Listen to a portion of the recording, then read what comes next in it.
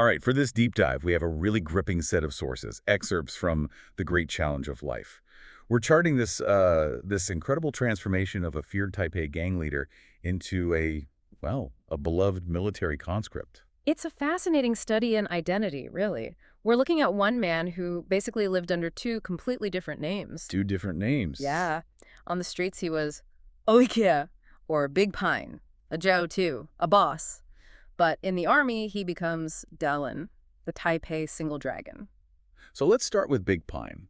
How does a 17-year-old even become a gang boss? Well, the sources say it was almost accidental. It started with a fight over a girl he didn't even know, and his uncle's influence kind of pushed him into that world. And he learned quickly it wasn't a world of honor. Not at all. He learned about Wu King, Wu no loyalty, no morality. The real lesson came from this incident. Hei chi hei, black eats black. A gunfight, right, in the Golden Triangle. Exactly. He saw friends turn on each other for profit. That absolute ruthlessness, that's what made him realize he had to get out. And his plan to get out, it's just staggering. Starts with detoxing from heroin. And how he did it. He locks himself in a room for half a month, consuming nothing but water and 5 gin of raw sweet potatoes. That's about 6.5 pounds. The sheer force of will there is unbelievable. It tells you everything. This wasn't just detox, it was him forging a new kind of self-control. He even tried to physically erase his past. With the tattoo. Yeah, the tiger tattoo on his finger. He used needles, garlic, even a paste made of rusted iron to literally try and burn it off his skin. Talk about a painful rebirth. So he goes into his military service, and you'd think with the tattoos he couldn't fully erase, he'd be an outcast. You would think so, but it was the complete opposite. His past actually made him a star. How does that happen? His new nickname, Taipei Single Dragon, came about because the other soldiers, they would just gather around him constantly to hear him tell his story. So his past life stories became a kind of currency. A huge one. And it led to this really fascinating role as the company's underground counselor. The officers actually relied on him. They did. His company commander, a man named Wu Yang, would ask him for advice on how to handle troubled soldiers. They even had him teach the other officers martial arts. So the same skills he used to survive the streets, reading people, commanding respect, they made him invaluable in the barracks. Precisely.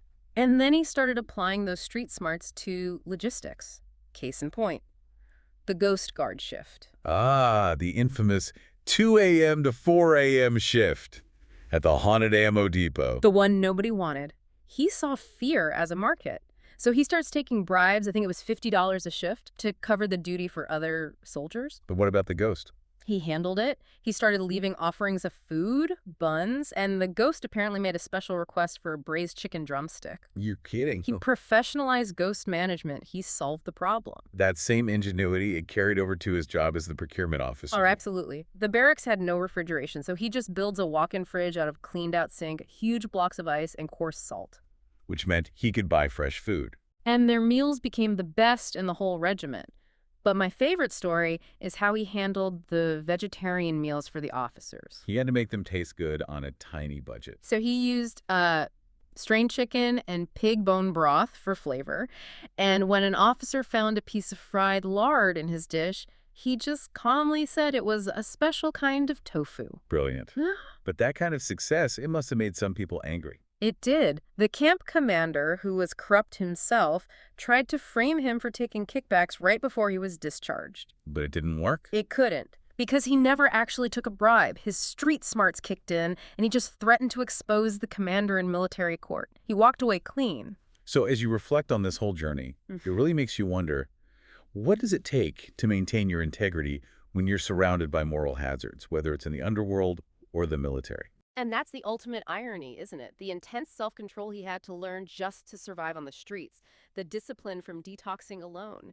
That's what made him an effective and, crucially, an incorruptible leader inside a totally different system. The skills for surviving the Black society became his moral armor against corruption in the white society.